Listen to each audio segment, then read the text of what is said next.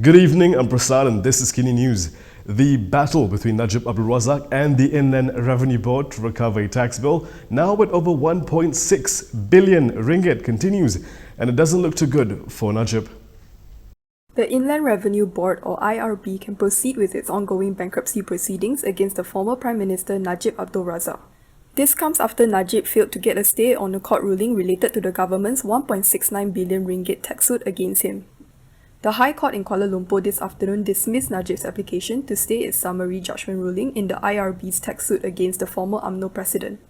Najib was also ordered by the court to pay 15,000 ringgit in costs. Judge Ahmad Bachi communicated his decision via email to the legal teams acting for Najib and for the IRB. Najib had sought to stay the summary judgment pending the disposal of his appeal to the Court of Appeal. The appeal, which will be heard on June 16, seeks to overturn the summary judgment. On July 22 last year, the High Court allowed the IRB's application for a summary judgment in its 1.69 billion ringgit tax suit against Najib. In effect, this means that the High Court allowed the tax suit against him without undergoing a full trial where witnesses needed to testify. Now, before we move to our next story, the reason why we're able to report on the stories like the one you just saw about Najib is because we've always been independent. And being independent and fearless can be rather costly. So if you'd like to see us continue doing what we're doing, do consider contributing, like more than 60 of you who have graciously contributed to Kini TV in May. Thank you to every single one of you, and as a special gesture, we'll display your names at the bottom of the screen. Now, back to the program. What's the point of the emergency? We all want to know, and UMNO Youth has been the latest to demand answers. UMNO Youth Chief Ashraf Wajdi Dusuki believes that there is no point in the emergency if the government won't use it to benefit the people. He said this in a post on Facebook while commenting on whether the emergency should be extended beyond August 1st. According to Ashraf, the questions that had to be addressed was whether the emergency had succeeded in combating the COVID-19 pandemic, whether it had benefited the people as claimed by the PN government, and if it should continue after August 1st. He added that the government should use the remaining month and a half before the emergency ends to help the people. He said they could order banks to extend an interest-free moratorium to all, including the M40 group, order the Employees Provident Fund to allow the people to access iSina 2.0 and iLestari 2.0, and they could control the drastic rise in prices of essential goods during the pandemic. Ashraf also noted that a conference of rulers will be meeting on June 16 to decide on the future of the emergency. Now, I know everyone is bored being stuck at home, but please be responsible for what you post online. 3 Malaysians weren't so responsible, and now they'll have to face the music. 3 Malaysian youths have apologized after a video of them mocking the azan, the Islamic call to prayer, went viral on social media. The apology was made after furious netizens flocked to their social media accounts to demand an apology. It is understood that several police reports have also been made against the youths nationwide. In the video, a youth appears to mock how the azan is traditionally recited with his hands placed near his ears, while the person recording the video mocks the call to prayer itself by replacing several words with gibberish. Nama saya Ruben. So, saya yang berada dalam video diviralkan. So, di sini saya ingin memohon minta maaf kepada kesilapan dan perlakuan saya. Saya tidak bermotif apa-apa rasis dalam video ini. Saya Brandon Eng yang merakam video yang viral baru-baru ini. Di sini saya memohon maaf dan ampun kepada Yang Berhormat atas kesalahan saya dan disebabkan oleh saya melafazkan perkataan yang berkaitan apabila merakam video tersebut dan jadinya viral sebab perlakuan saya ini memang sensitif sebab melafazkan perkataan tersebut. Saya berasa amat kecewa dengan perlakuan saya dan saya nak bermohon maaf. Muslim NGO leader Yusof Asmi said the act of using the name of God and verses from the Holy Quran as a joke was utterly disrespectful. He added that the issue of insulting religious beliefs should not happen in Malaysia. Yusof said, as a multiracial society, we should preserve religious and racial sensitivities. It may have been a chicken factory, but that didn't stop them from packing their foreign workers like sardines. In our next story. For packing and transporting humans like farm animals, a chicken factory in Kedah is being investigated for endangering public health. This comes after it ferried its COVID-19 positive workers at the back of an open-air lorry. Photographs and videos of the incident went viral after the vehicle was halted near the Sungai Petani Utara toll booth following complaints that it was inhumane to ferry the workers like cattle.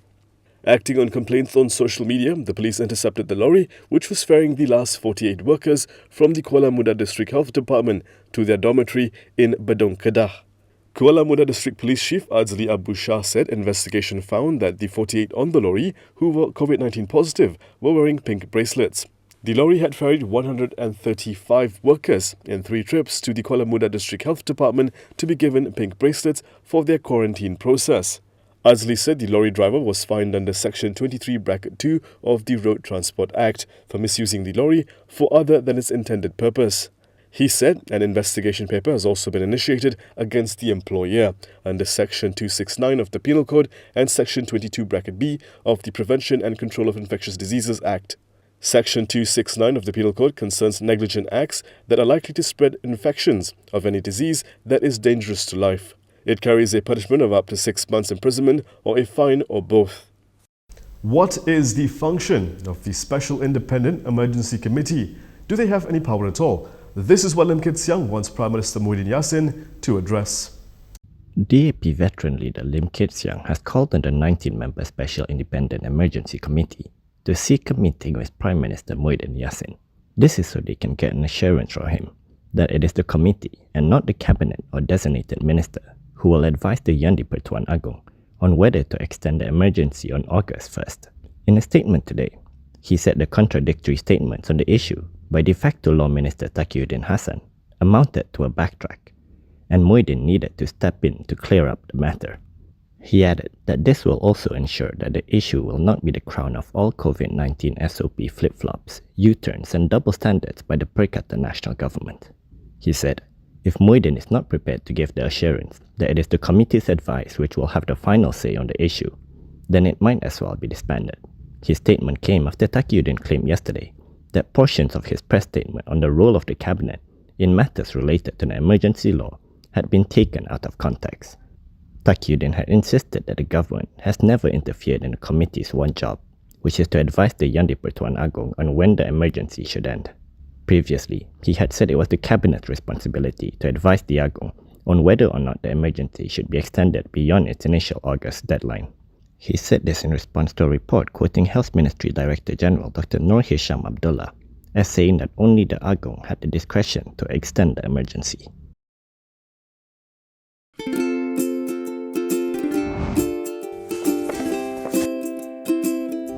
Shellfish, red meat, and beer. If you love indulging in these foods, you may end up with high uric acid level in your blood. These foods consist high level of purine, a substance that will eventually break down into uric acid and be excreted through our urine. It is recommended that the amount of dietary purines should be kept between 600 to 1000 milligrams per day. Having too much uric acid in your blood can cause attacks of gout. It can also cause kidney stones and blockage in the kidney. The crystallization of the excessive uric acid in your blood can be eased by reducing purine-rich food to only 100 to 150 milligrams daily, maintaining a healthy lifestyle, and consuming urinary alkalinizer like Ural. It consists of sodium bicarbonate, citric acid, and sodium citrate that increases the urinary pH and solubility of uric acid to prevent crystallization. Best of all, it's lemon-flavored and sugar-free. Ural, effective urinary alkalinizer. Neutralize your uric acid problem now.